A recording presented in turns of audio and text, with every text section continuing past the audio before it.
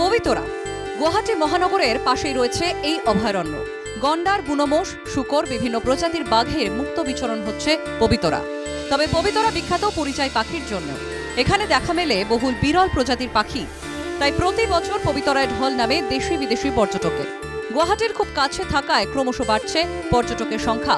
2024-25 পর্যটন মৌসুমে পবিতরায় এসেছেন প্রায় 35,000-এরও বেশি পর্যটক। এর মধ্যে 590 জন ছিলেন বিদেশি পর্যটক। হাতি ও জিপ সাফারি করেন 34,535 জন পর্যটক।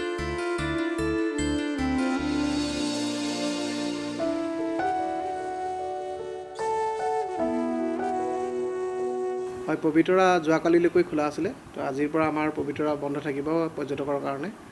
আৰু আমাৰ যোৱা বছৰতকৈ এইবাৰ আমাৰ পৰ্যটকৰ সংখ্যা প্ৰায় 5-6 হাজাৰমান আমাৰ বেছি আছে। তেনেকৈ আমাৰ ৰেভিনিউ আমাৰ প্ৰায় 7 লাখমান টকাৰ যোৱা বছৰৰ তুলনাত আমাৰ বেছি আছে বুলি আমি গম পাইছোঁ। এতিয়ালৈকে আপোনালোকে গম পাইছে যে আমাৰ ভিজিটৰ প্ৰায় ইণ্ডিয়ান ভিজিটৰ আমাৰ 33,000 প্লাছ আমাৰ এইবাৰ আহিছে।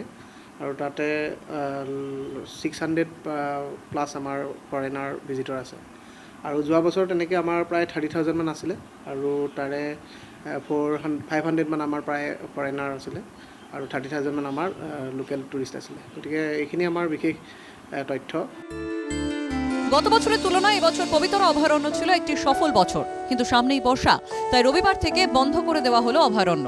গোটা অভয়ারণ্য জুড়েই রয়েছে বর্ষার প্রস্তুতি। বন্যাক্রান্ত এলাকায় থাকা বনশিবিরগুলি স্থানান্তর করা হচ্ছে।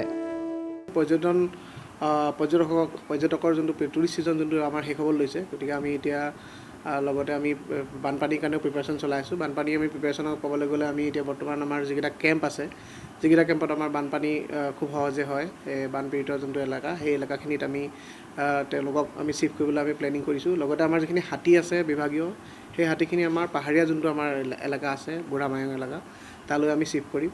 লগতে আমি ষ্টাফসকলৰ কাৰণে আমি ৰেচন, আৰু লগতে আমাৰ যিখিনি আমাৰ যাতায়াতৰ কাৰণে যিখিনি আমাৰ যেনেকৈ নাও বা আমাৰ স্পীড বোট আৰু মেকানাইজ বোট যেনেকৈ আমাৰ ৰেডি কৰিব লাগে, সময়ে সময়ে আমি ৰিপেয়াৰিং কৰি পেলাই আমি ৰেডি কৰি ৰাখিছোঁ। উল্লেখ্য, বর্ষা এলেই প্লাবিত হয় পবিতরা অভয়ারণ্য। ব্রহ্মপুত্রের পলিতে ভরে যায় অভয়ারণ্যের জলাশয়। ফলে শুকনোর মরশুমে অভয়ারণ্যের জলাশয়ে দেখা যায় জলসংকট। আর এই সমস্যার জন্য পবিতরায় কমছে পরিযায়ী পাখির সংখ্যা। তাই জলাশয়ের গভীরত্ব স্বাভাবিক রাখতে এবার একাধিক পদক্ষেপ হাতে নিয়েছে বন বিভাগ। চন্দ্রপুর থেকে মদন কলিতা, NKTV বাংলা।